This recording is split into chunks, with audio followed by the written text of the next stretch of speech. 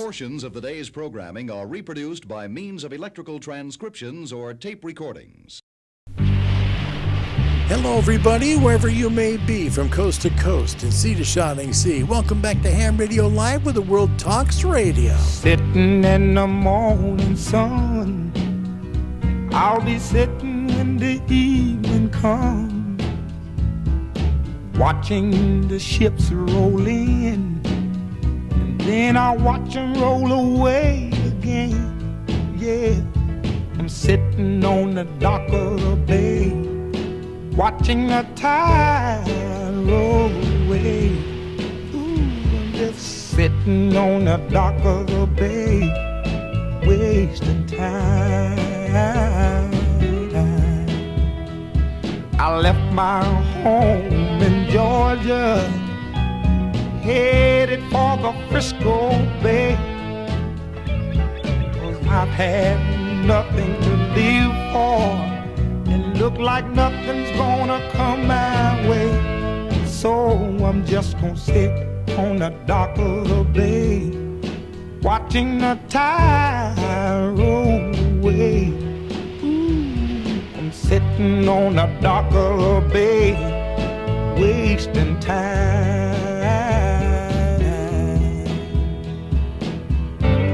Look like nothing's gonna change, everything still remains the same. I can't do what 10 people tell me to do, so I guess I'll remain the same. Listen, sitting here resting my bones, and this loneliness won't leave me alone.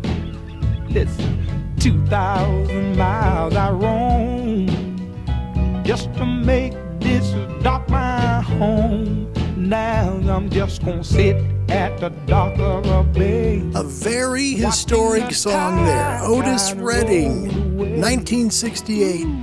This was recorded 3 days before his death. No kidding.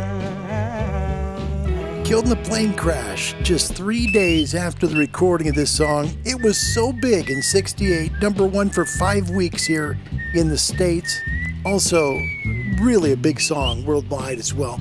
The great Otis Redding, starting us off on an abbreviated version of Ham Radio Live. What do you say we scoop y'all from around the world and say away we go? Hi, everybody. Surprise! Well, the dogs are being cut as we speak, but I have my phone here, and so if they, text me and say, hey, be over here in 15 minutes, then, I'll know it's time to say goodbye to all you and have to give you like a big update like this. Yeah, be like that. We'll do something like that. This just in. Anyway, good to see you guys. Happy Thursday. Today is the 16th day of July, 2026. My name's Larry Deal. My call sign in ham radio is Kilo 7 Hotel November.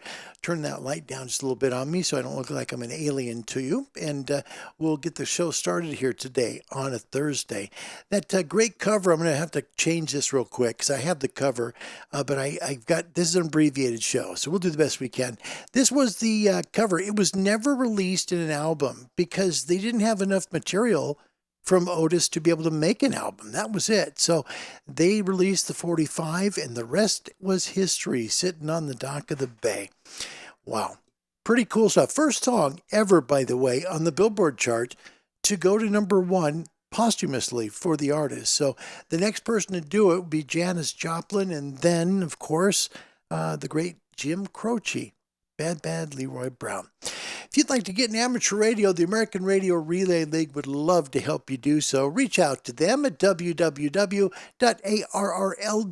Just click on the contact part of their page and let them know you'd like to get your amateur radio license. And also, it's very important, make sure you tell them where you live in the world, especially here in America, because if you do that, then you're going to get a local ham club come back to you in your email from the American Radio Relay League. The ham clubs here in the States give you the license exam, so that's really important to contact them. www.arrl.org to the ARRL. They'll help you out. Also, a good Discord channel. It's a great place for you to ask questions about radio, passing the test, what's it like to be in ham, what license does what, all that stuff. It's, find us on Discord at ham-radio-life. Even if you're into shortwave or you want to just talk about radio, please just join us on Discord. We'd love to, chat it up with you. It'd be fun at ham-radio-live. Also have a wonderful website put together by Rodney the Great and Hip Hop Alpha 9 Romeo Whiskey. Did a great job on this, and right now it's down. We're doing little security issues to it, but when it's back up, it's a great place. One-stop shop for you to get all kinds of great information that's going on in radio, amateur radio, and great things that you can do in amateur radio as well. Today's topical question, never asked this one. Never. So I'm interested because last Saturday, as you know, I don't mean to beat this dog to death, but I did like a 7-minute video where we talked about the technician enhancement that the American Radio Relay League sent to the FCC back in 2018. And the amount of response it's been outstanding to see from one side to the other side, the different opinions. And while I think some of the opinions have been, a little bit wrong, I think that some of them carry great weight. But what I've found through reading a lot of these, because I've tried to answer most of them, has been to kind of see, maybe there is an issue with gatekeeping in amateur radio. But then it came to my mind, okay, so what does that mean, right? So let me know what you think gatekeeping means in ham radio. I'd love to be educated by all you today, and we'll make it part of today's program. Let's find out who's first, second, and third. Start us out on a surprise program. I was really working to get here, too, so I'm glad y'all made it. Bill Myers, first in. He breaks Rodney's streak of 5 in a row. Bill, get back on the horse. Time for a meep meep. Meep meep. Hi, Bill. Good to see you, buddy. Welcome back. Kilo Alpha 8 Golf India Mike. Welcome back. Good to see you. Second up, continent number 2, but you might not understand why it's number 2. That's Tom. He's back in Bulgaria in Europe. Hi, Tom. Good to see you. I'm glad you made it safely back home, buddy. I really am. And your voice just sounds so much better, man. You just sound like yourself again, which is great. And I apologize for the lighting. It's going to be really a hard show to try and balance this all out because we've got some thunderstorms here, and they kind of come, and then the sky gets a little bit blue, and they kind of drift back and forth. So the lighting is here. Not going to be easy to be able to manage. But anyway, Tom, welcome. It's great to see you. Thanks for coming in. Number 3 would be Jeff from Canada. His call sign, Victor Echo number 3, Whiskey, Whiskey, Juliet. Hello, Jeff. Good to see you. Welcome back. Arkansas is here. Good to see you too. Dale, Whiskey 5 Delta, Sierra Lima, welcome back. And Joshua is here. He says, so thunderstorms, Pacific Northwest.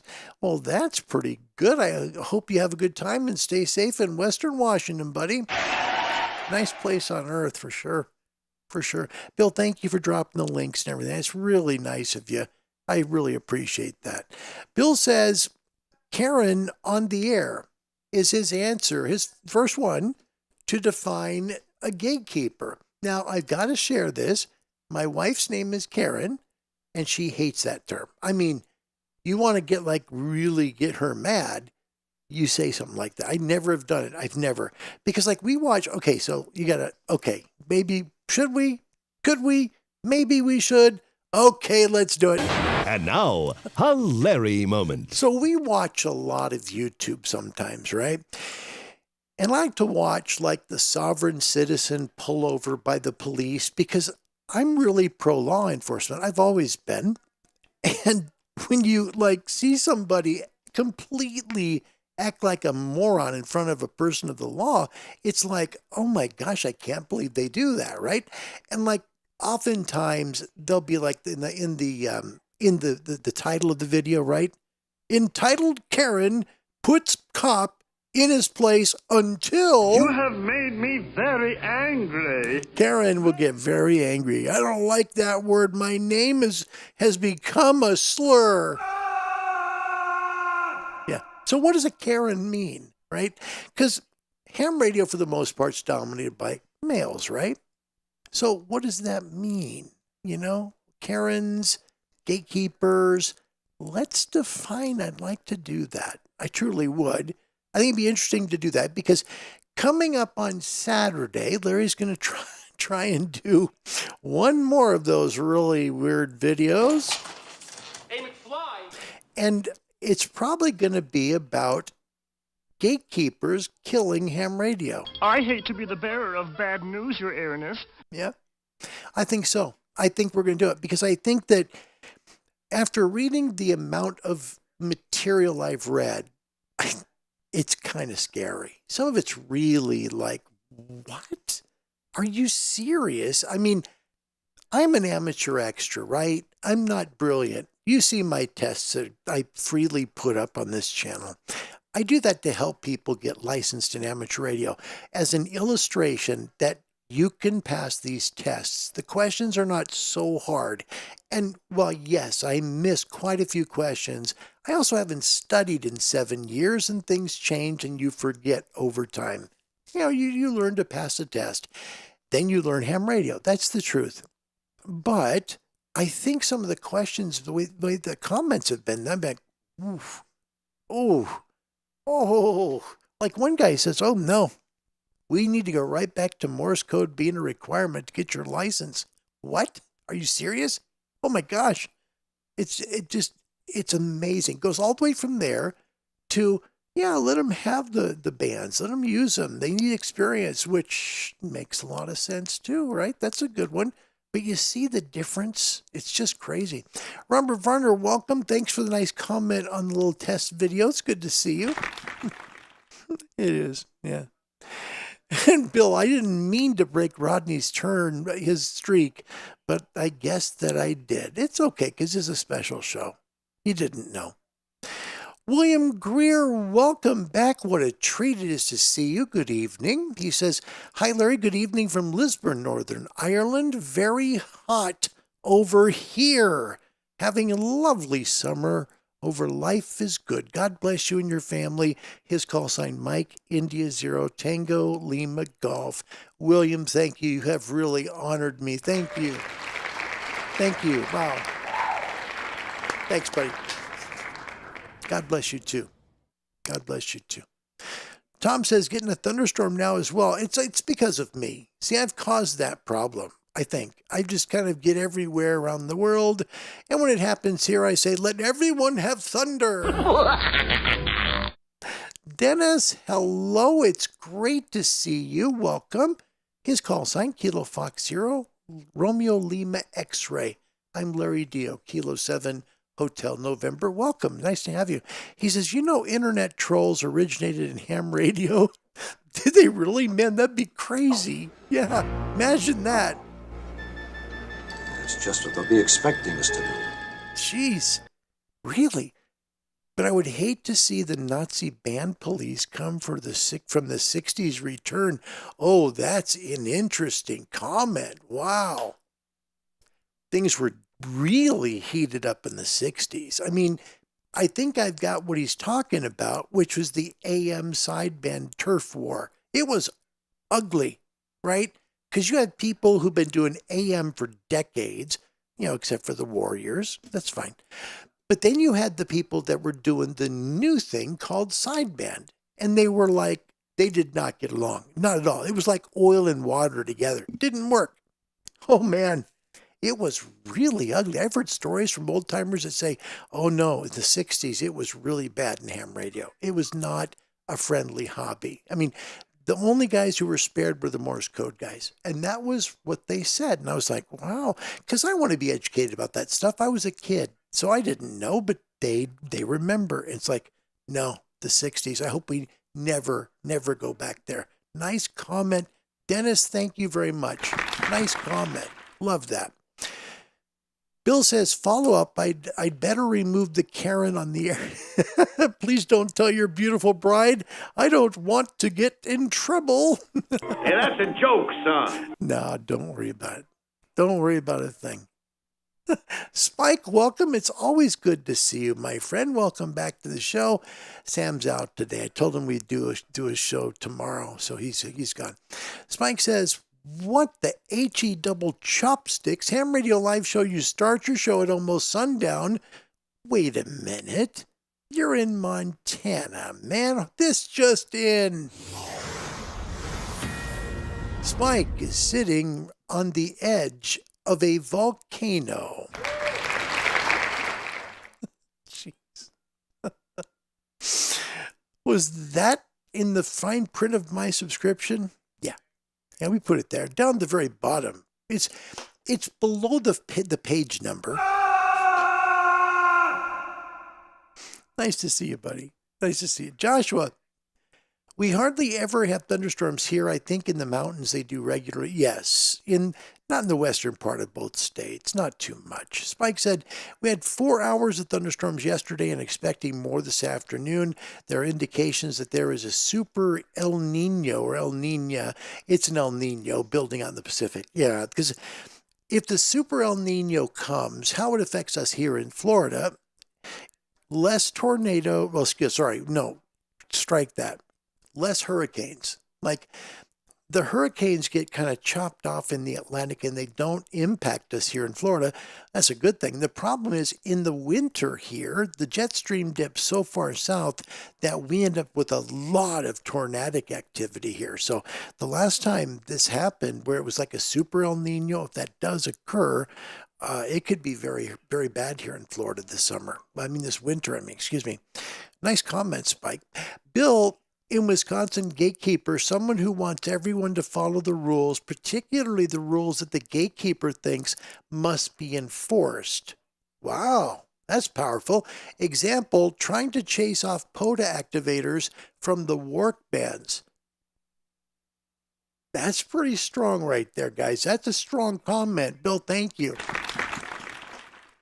Because when I think about, Gatekeeper, I think about you've got to do it like I do it. You only get to go as far as I go, and you don't go ahead of me, right? I'm the gatekeeper. I keep the rules. It's me, and no one's behind me. It's the same reason that people were saying, oh, no, you can't give them. You can't give them HF. No, they have to earn that. They go up to general, they get it. That's it, okay? Okay. But I'm an extra, right? And Bill, you're an extra, and Tom, you're an extra, and a lot of us are extras here. But at the same time, the advanced class is not extras. But do we have any problem at all saying, look, you know what? If we just do 2 license classes, general and extra, migrate the advanced class into the amateur extra group, and then there won't be any worry about them not having all the HF bands, even though they didn't take the test that we had to pass. Is that really such a big deal? I don't think so, because I think the whole point of it is to get more people in amateur radio and on the bands. What we don't want, here's what we don't want to have happen, guys. We don't want to have happen that all of a sudden the bands are dead because fewer and fewer people are doing amateur radio. When contesters are the ones calling CQ and no one's calling back. That's the risk. We don't want to lower the ham radio population. We want to make it better for people to get in. And sometimes that's give, and sometimes that might be take. But the point is, we have to make it palatable that when new people get in the hobby, we have to be able to help them be successful. And right now, I don't know that the band plan here in the States makes that happen for them. Because if they're working dead bands, they're not working. And they simply say, screw it, I'll do something else. Why wouldn't they? Makes sense. Bill, thank you. Nice comment. Andy New, Mike 7, Charlie, November, welcome. Don't worry about a thing, man. No one keeps track of who's here early or late. Don't ever. You guys all do. Remember that. Larry doesn't sit there and watch on the clock and go, oh boy, 47 minutes behind. Where's the kaboom? There was supposed to be an earth-shattering kaboom. No, never happens. Spike, we won't have a winter, 55 to 60 degrees from November to April. Yeah, right. Sure. Yeah, and then lots of snow in June. Hey, who parked the short bus in my driveway? Well, I don't know. Dennis says no, because most of the trolls don't have a license. That could be common at the show. I like that. Most of the trolls, The keyboard warriors, the ones that hide behind everything. Oh, no. No, I don't want them to find out who I am. Mom, I'll be up in a second. Thanks for making the sandwiches. Yeah, that kind of thing, right? Let me share the weather with you real quick before we go. Weather is in different format because the QRZ weather just simply didn't render. Nope, it just wouldn't show up. But here's where they get it. Same site. SFI's 100. Well, we went down a bit, but still triple digits. Sunspot number is up from yesterday. It's at 47. That's cool. A-index is way up at 12, but the K is 1. That's very quiet, which is good.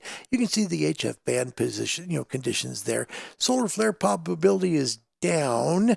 EME degree is good. 6.4 and 2 E-skip not out there right now. However, I was seeing earlier today on DX Heat that the 6 meter band was quite hot. So I think we might have some 6 meter out there.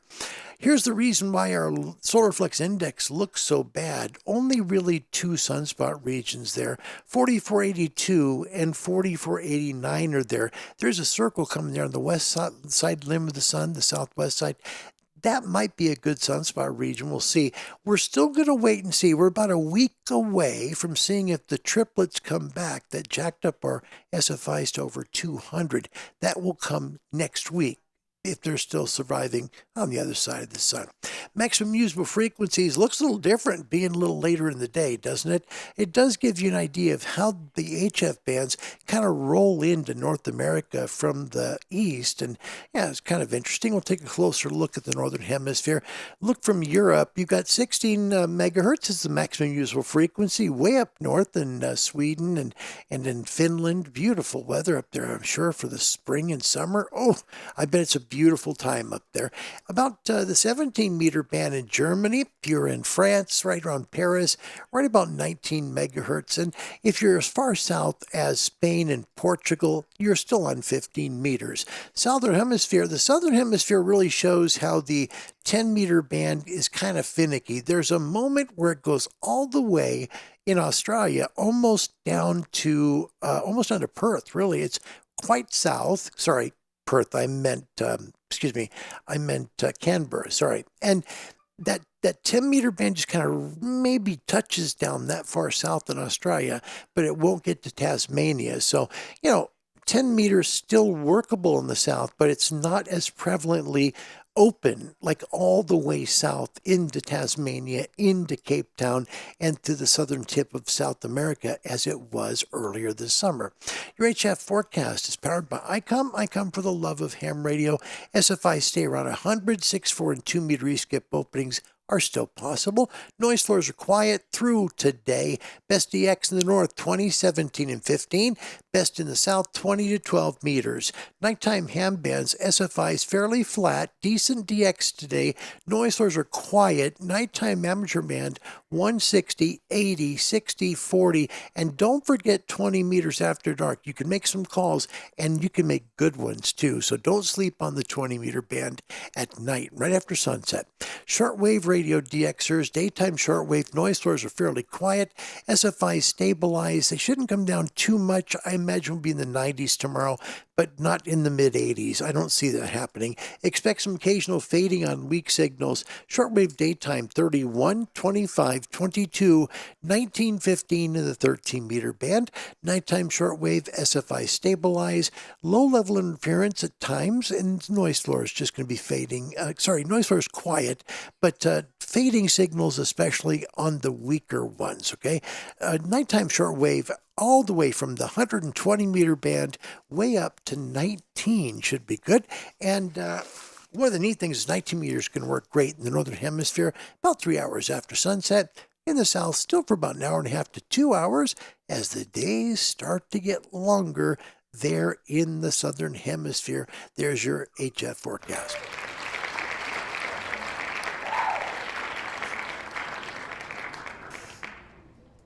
Welcome, guys. Good to see you. Very happy Thursday to you. We have a really fun email here at info@hamradiolive.org. It's a great place where people get a hold of me and just kind of give me updates of things that are going on in the world, of their world, and all that stuff. And I wasn't able to get anything from the email today, unfortunately. but I have enough to kind of get you going. Raleigh's fundraiser, I believe it funded, and I want to thank the people from this channel that gave money to help these folks in New Guinea be able to get an FM repeater up and be able to connect some villages. Guys, thank you all very much. Seriously, it's a big deal. Now, I want to share one other thing Raleigh has been doing. He doesn't know I'm doing this. Raleigh in New Zealand, ZL1BQD, you see him featured a lot on Cal McCormick's channel there at DX Commander. He's worked with Cal on antenna designs. Raleigh has another fundraiser that I believe will touch your heart. I really mean that. And I'm not saying it because I'm trying to make you feel bad. I mean, Karen and I are trying to do it. We just can't because we can't even afford to get a loaf of bread right now. Seriously, it's a long story. But Raleigh is also involved in a fundraiser in Africa.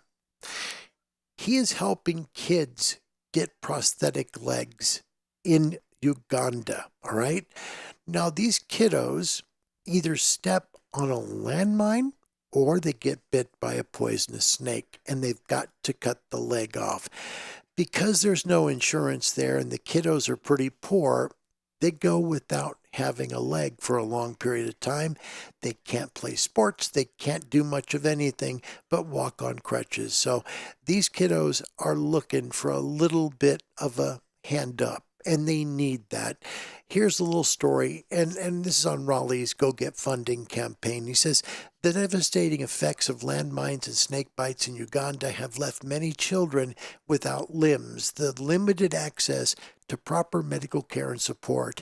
These children are in desperate need of prosthetic limbs, both arms and legs, rehabilitation services, as well as ongoing medical care to help them lead normal, fulfilling lives. And these kiddos there's quite a few of them there who need help. But the point is, you might think, well, okay, it's going to be pretty expensive. Not really. In Uganda, prosthetics cost a lot less than they cost like in New Zealand or here in the States. They can get produced locally in Uganda prosthesis limbs for $350. So if you can give anything at all to try and help Raleigh at his Go Get Funding campaign, just find it, ZL1BQD, and then copy this. I need a leg. Can you help me? I know that sounds kind of silly, but it's not. It's a real thing. And I didn't even know about it. I told Karen, she's like, you're kidding me. No, I didn't. I couldn't believe it. So Raleigh doesn't know, but if you can give anything, do what you can. That'd be a good thing to help out with, all right? Today's topic question has to do with what a gatekeeper is in amateur radio. I've heard that term so much from other YouTube channels where they talk about the problem with amateur radio growing is the gatekeepers that are at the top. And I kind of thought about that, and I was like, well, wait a minute.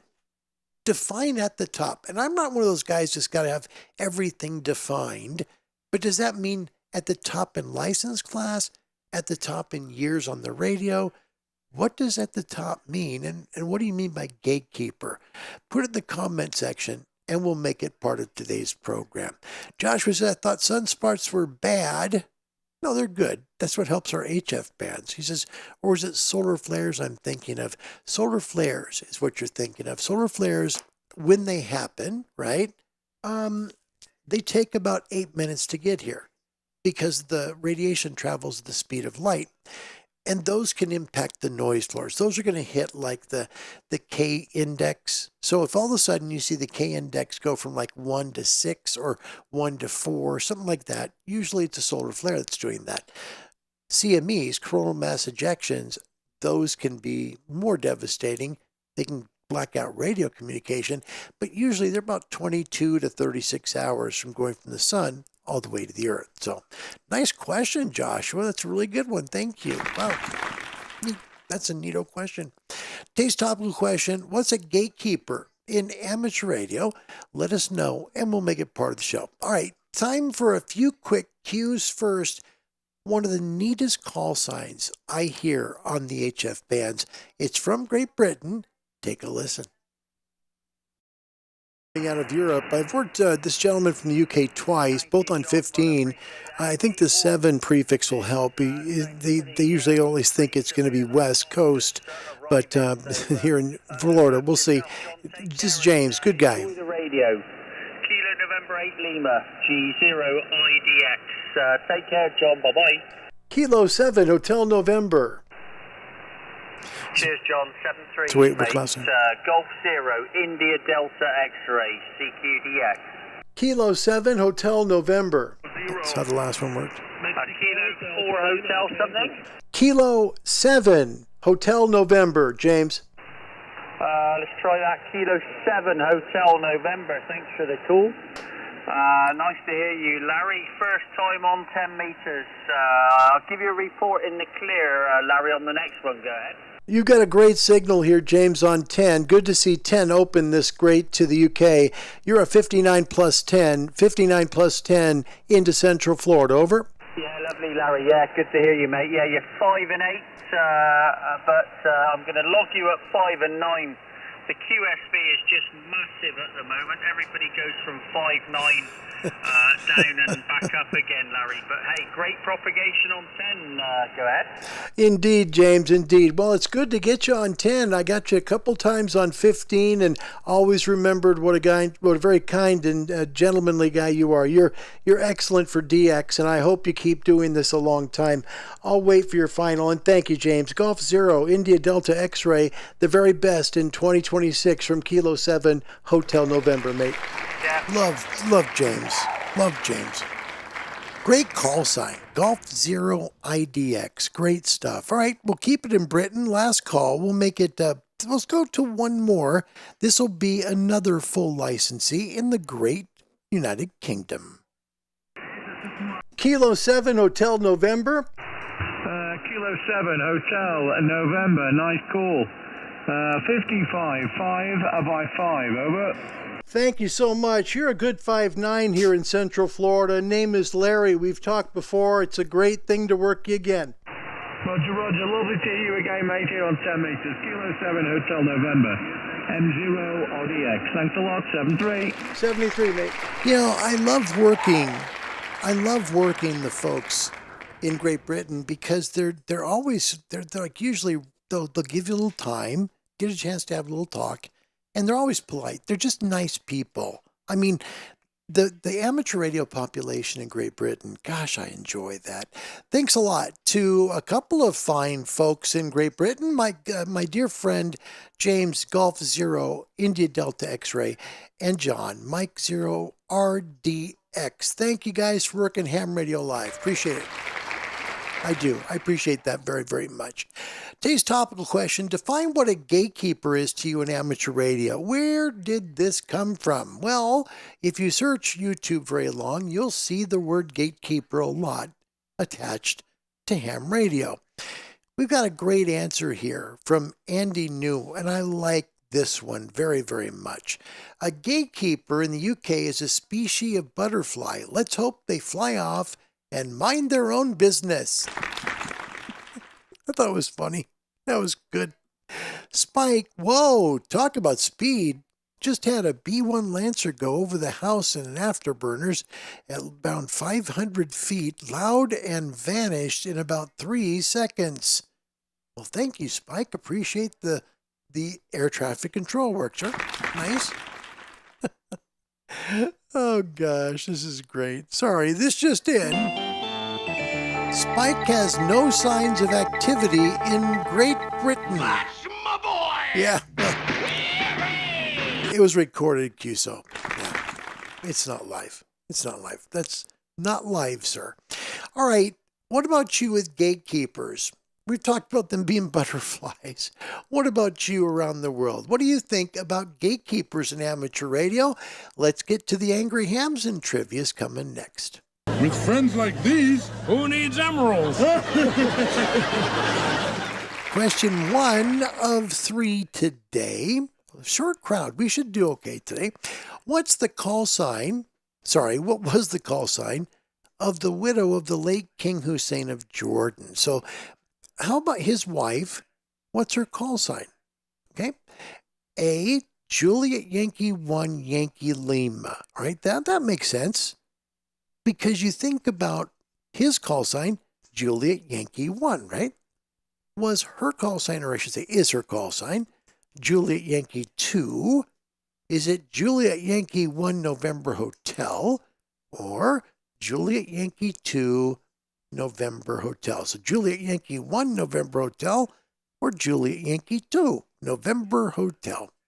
The late King Hussein of Jordan's widow's call sign. Boy, we're not getting weird at all here today. A, B, C, or D. Good luck, gang, out there. And gosh, I appreciate you playing the trivia game. Oh my gosh. I wonder, like, they must sit in a room for a while and go, no, let's ask this. Let's ask this. Oh gosh, that's funny. Oh boy. Oh boy. Spike, you'll be fine. You'll be fine. Just take a breath. Joshua, he's got B, Juliet Yankee 2. You'd think so, but no. Tom in Bulgaria, the other B, A, Juliet Yankee 1, Yankee Lima. That sounds plausible, right? YL? Nope, not it. The trivia guru, Andy New, Mike 7, Charlie U, November. He has C, Juliet Yankee 1, November Hotel, and that's why he's the trivia guru. 1 for 1. Yep, that was it. Juliet Yankee 1, November Hotel.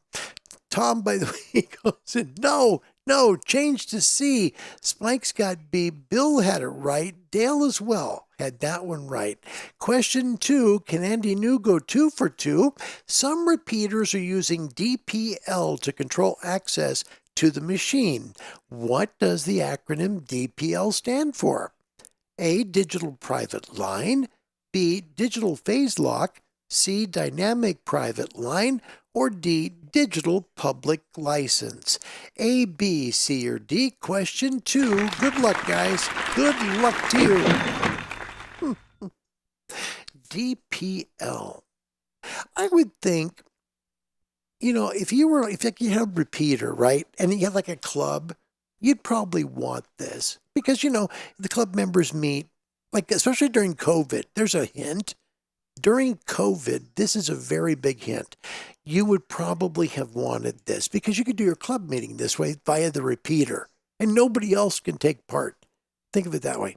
Andy New, he has D, digital public license. No. Spike in Montana, B, digital phase lock. No. Dale in Arkansas, Whiskey 5 Delta Sierra Lima. He has a digital private line, and he has it correct. Nice job, Dale. There you go. Yep, it is. It's digital private line. It's a way that you can get on the repeater, but nobody else can talk other than if you have the right code to open it. So you can have a meeting. Other people can hear it, right? I mean, that part's there, but they can't get on because you've got the repeater tied up. That's how it works. Joshua, he had D as well. Final question of the 3 bunch today in the short show. Waveguide is a type of transmission line. Let me start over. Sorry. Waveguide is a type of transmission line used for microwave communications. Physically, waveline can be A, rectangular, B, round, C, elliptical, or D, all of the above. All of them. Rectangular, round, and elliptical. A, B, C, or D. Good luck. Question number 3. Joshua, I picked D because Andy picked D as well. Andy's a gift. He is. Dennis, digital phase lock. That possible? Only on the Starship Enterprise. Digital phase lock on lock. No. Lock. No. That won't work. Sorry. Never mind. This is a very, very bad joke. Sorry about that. All right. Andy New, Mike 7, Charlie U, November. He has D, all of the above. And Andy got 2 for 3. Nice job. Yep. he's right. And he's not alone. Everyone else got D as well worldwide. Yeah. When you're doing microwave, the real problem is you really don't want much, if any, side of connecting line between your rig and the antenna. You want to be real close because it can lose the power you can make. If you've ever tried to make microwave calls, you know. I mean, you're trying to increase the gain so you use an amplifier, and then you don't want a long run between your radio and the antenna because you've got to make a call with something up there way up in wavelength. So it can be something. Yeah. Tom says recently saw flexible waveguide. No kidding. I'm no kidding. Look at this. Brad Meyer with a little bit of modesty today. He says, I'm back, you lucky people. No modesty in my family. Capture that creature. Oh, well, what can you do? It's one of those things, in ham radio. It's like we're, gatekeepers and all that stuff. Terrible thing. I don't know. But anyway, it's good to have you, Brad. Thank you for coming back. I appreciate you being here. I really do. Good question here from Dennis. Call sign Kilo Fox 0, Romeo Lima X-ray. I apologize for getting the call sign wrong to begin with there. A waveguide, it's a hollow metallic pipe that's used to route high-frequency microwave signals between the transceiver and the antenna. Now, it's not like coax, okay? Because what happens if you use coax, like I said, you lose all the energy. It just attenuates all over the place because you're so high in frequency. So what waveguides do is they provide an almost lossless and very shielded way for those waves to get through from your radio out to the antenna. It's a great question, buddy. Thanks for asking that. Because I don't think you're the only person that wondered that. I don't think so. Spike, who stole the short bus? Gosh, you better go get that thing. How are you going to get to school tomorrow? You never know. You never know. All right. Oh my gosh, we're going to make it in under 50 minutes today? Amazing what happens when you take the middle segment out. Okay. What's a gatekeeper? Okay. Now it's got light outside again.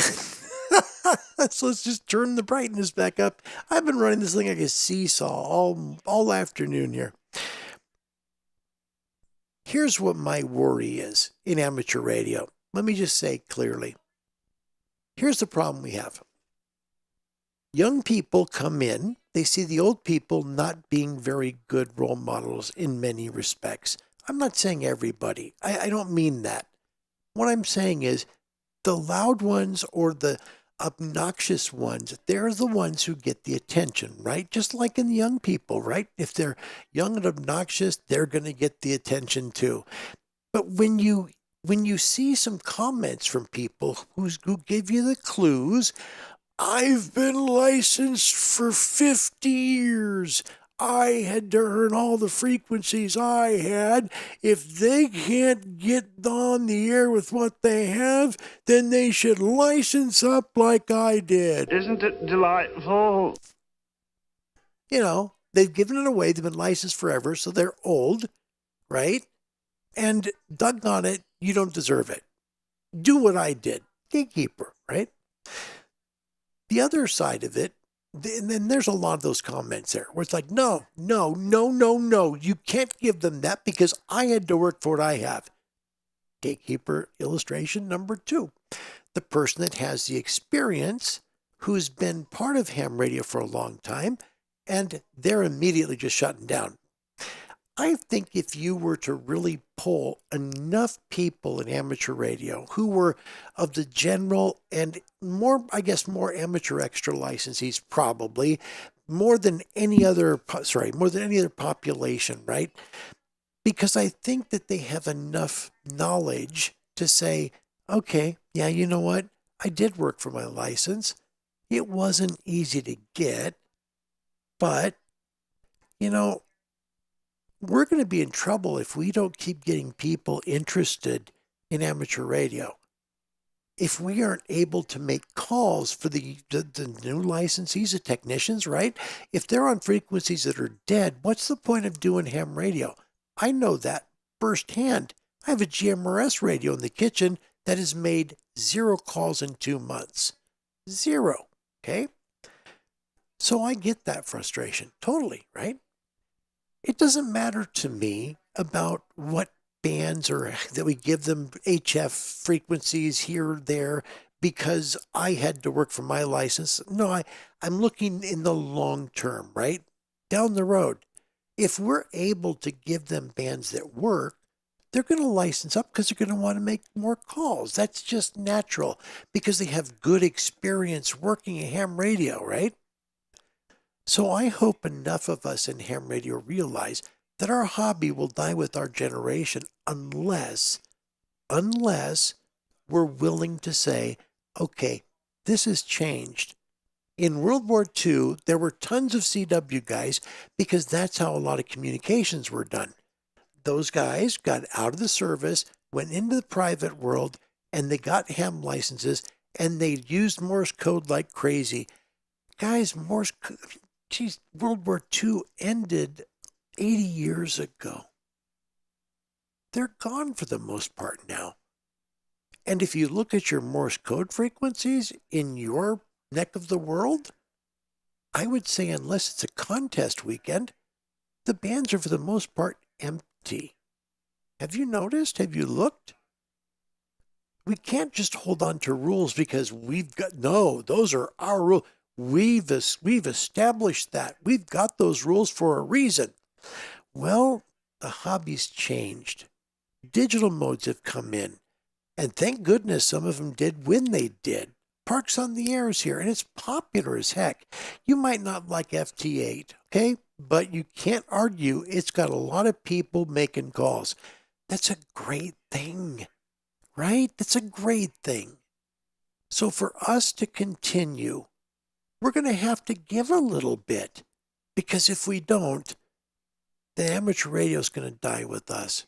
And I hope that never happens. Final call for this. And we got lots of people making comments. Let me get them real quick. Joshua, he says, people love to limit themselves and others. I'll never understand why. Yeah. Could be a lack of confidence. Maybe it's just, their way. Who knows, right? Bradley, a gatekeep is there to protect amateur radio and to protect you as well. Okay, there's the other side of it. That's a positive definition of it. You know what? That's the first positive one we have. Brad, thank you. Thank you. That's good. Joshua, I could kind of understand if it was a safety or security risk somehow, but if everyone is following the rules and being respectful, it should be okay. Great comment. Great comment. Andy New in the UK, I think maybe those hams who had to pass Morse code to get their license might just hold a grudge against the newer guys. There's a lot of value there. There's a tremendous amount of value there. Great comment, Andy. Great comment. Dennis, sadly, short of a blackout, only people will want to bother unless they were influenced. Wow. Now we're cooking on this. Good job, Dennis. I like that. Jeff in Canada, not sure if I understand the question, but as I see it, there shouldn't be a gatekeeper. There's always going to be people afraid of change. And that's what it comes down to, isn't it? Change. I love what I do. I don't want to change. I already love it. That's a good comment, Jeff. Brad, CW is very robust, and when everything else is bad, CW punches through. It is one of my options when VHF, HF, and UHF starts to fall. Okay, let me ask you this, Brad. How many times has that happened? Now, I know you like MCOMs, and I get that, right? I'm not saying that's a bad thing. But has it got to the point where only CW will get out? That's it, only Morse code? Because where I think we have a problem is that The code guys, the ones who are licensed because they had the new code, right? I think Andy's right. I think they're so proud of that point that, hey, I had to learn code to get my license. Those guys, right? But it doesn't mean that knowing one mode of communication out of all the ones we have in amateur radio should have precedence over all of them. You see what I'm saying? All of them. If that had happened, ham radio would probably be dead at this point. It would be the current generation of people doing it, and that would be the end.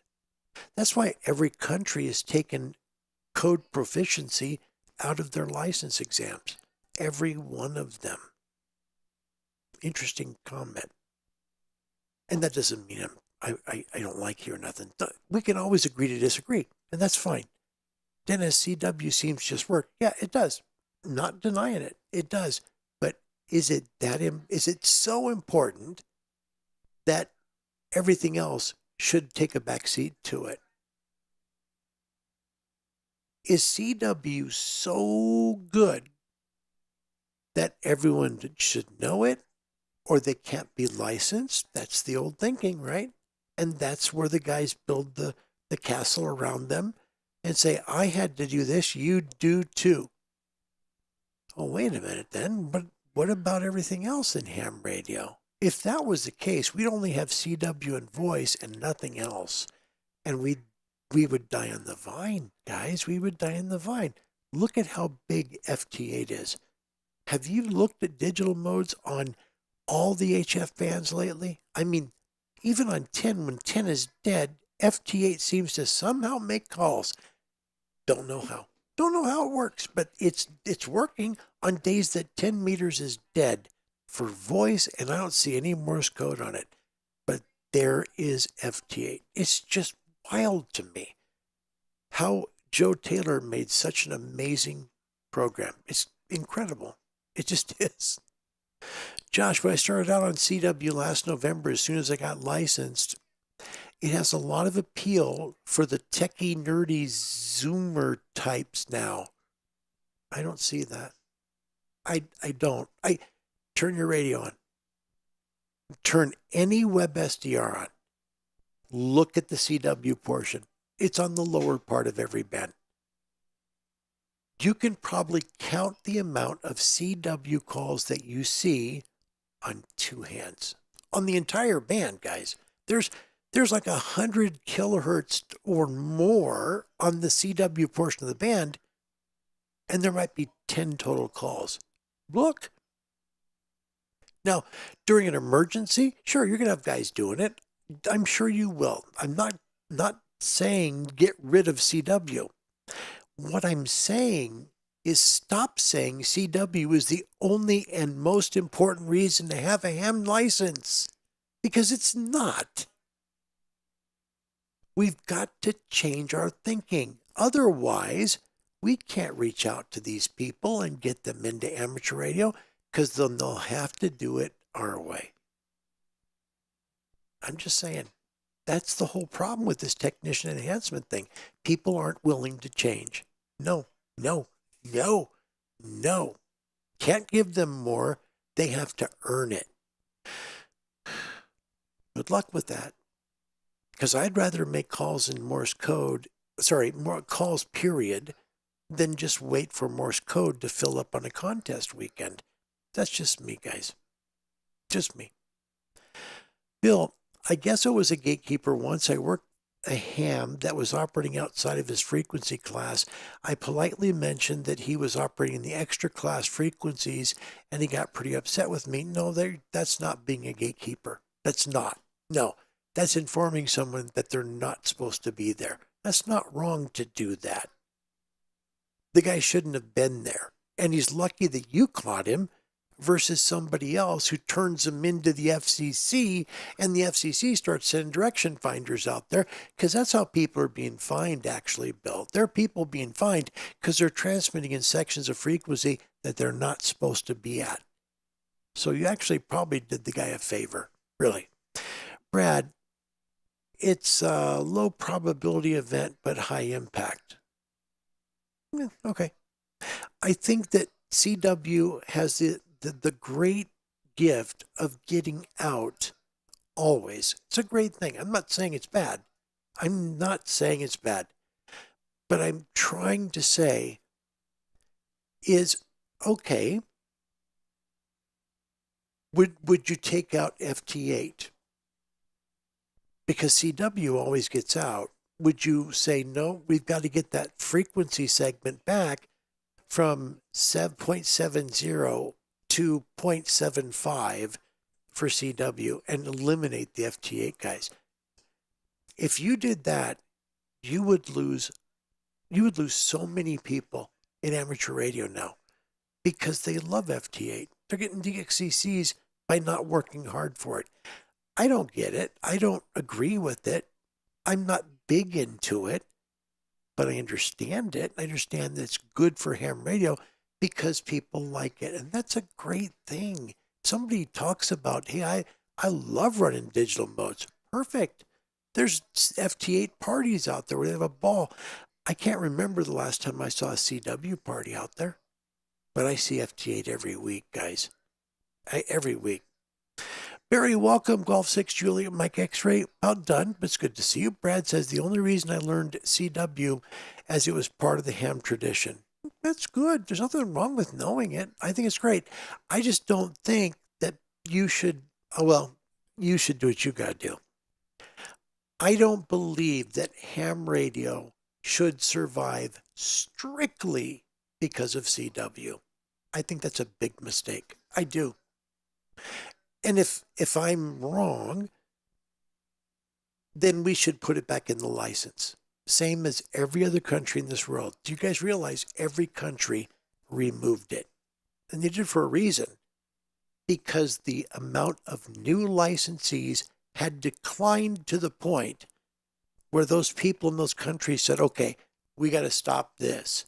We need to make it easier to get your license. That's why they got rid of it. Yep. Good on you for learning it, man. Seriously, I can't learn. I've tried. There's probably still a dent in my bedroom wall back in Portland, Oregon, where I threw the LP record against the wall because it hit the wall hard and the thing shattered in a million pieces because I couldn't sit there and go anymore listening to it go, S, deet, deet, deet, S, deet, deet, deet. I couldn't do it. I got to take the W. I'm like, phew, gone, over.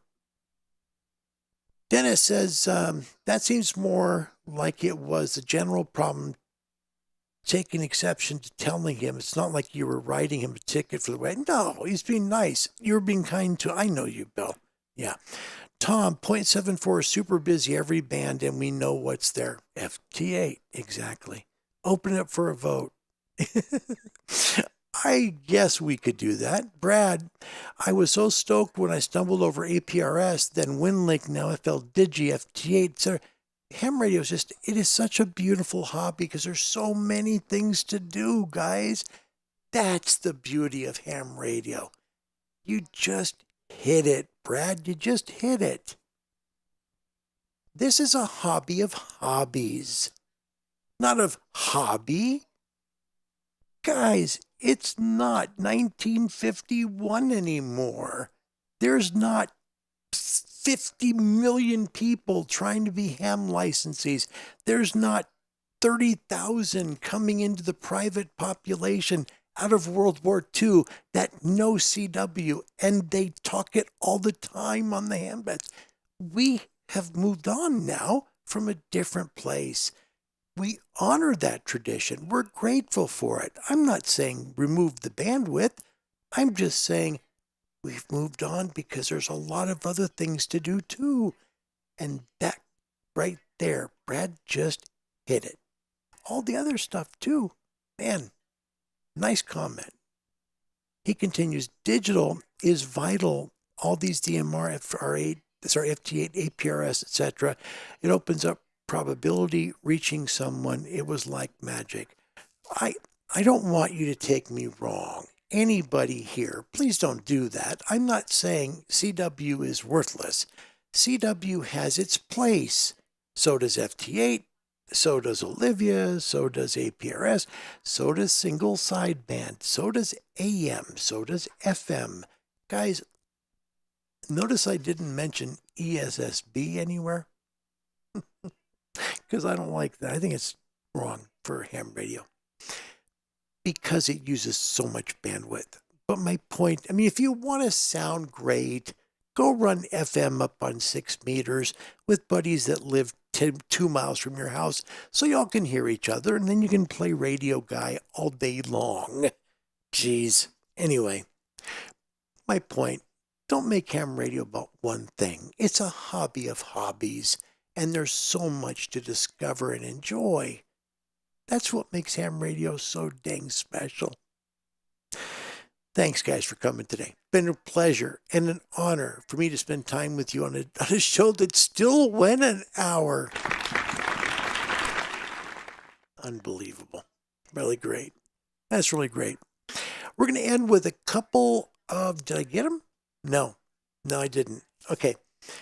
First of all, I want to say to Chris, if you watch this on replay, or if you're still here, I'll have those commercials for you because I got them.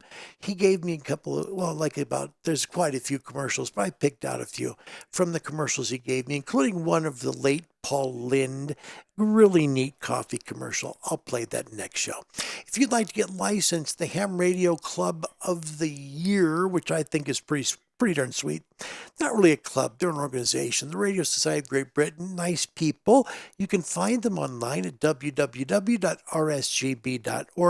Just click on the contact part of their page and tell them you want to get your ham radio license. They will help you get licensed. They will, because they care about the hobby growing. www.rsgb.org. Tell them where you live. Tell them you want to be a licensed ham. Wherever you may be in this beautiful world. My name's Larry Dio. My call sign in amateur radio is Kilo 7 Hotel November. Live from Central Florida. It's been a pleasure wherever you may be. Goodbye, everybody. Dan Hill headlines a superstar collection. Sometimes when we're tired. These are the Hot Ones, a colossal double album from K-Tel featuring #1 from Yvonne Elliman. Andrew Gold. Thank you for being a friend. Red Hot ARS. Player. Gene Cotton. Don't you let my heart go. Casey, Smokey, Harlem, Dave Mason, and Emotion. Tramps. Michael Zager Band, B.J. Thomas, and the Hot Ones, England Dan and John Ford Cohen. Jay Ferguson. Sensational ABBA. Feel the intense heat of the Hot Ones, a sizzling double album set from K-Tel. The Hot Ones from K-Tel, record $6.99, 8-track or cassette $7.99 at Woolworth, Uncle Bill, Ontario, Recordland, Camelot Music, and at Montgomery Ward, Music Plan, Discount Drug Mart, Brewski's Family Center, Clarkins, and Sears.